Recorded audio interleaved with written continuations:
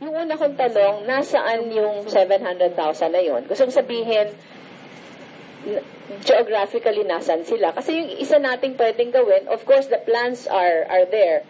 But we do admit na it will take a while. Diba? It will take a while for us to operationalize those plans.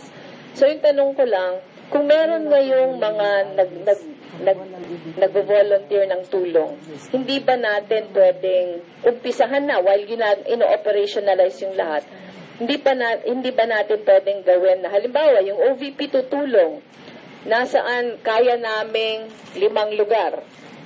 Alin bang 5 lugar yung pwede nyong i-assign sa amin na pwede na kaming tumulong to operationalize that while inaayos pa yung proseso?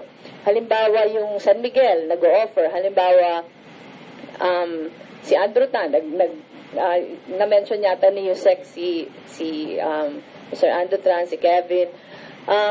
Kung may mga ino-offer na ganito, bakit hindi na tayo mag-pool ng ating resources para maumpisahan na kaagad? Kasi yung sa akin lang, ang worry ko, baka magningas ko gun.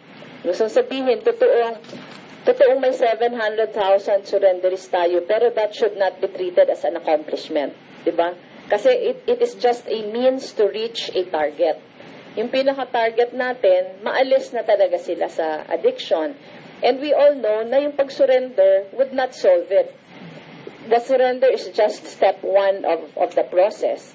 So baka yung pwedeng gawin, pagtulong-tulungan natin, sino ba yung mga handa ng mag-umpisa, mag-assign na tayo ng, yun lang yung, ang gusto ko sabihin, of course, without prejudice to the institutionalization of the program.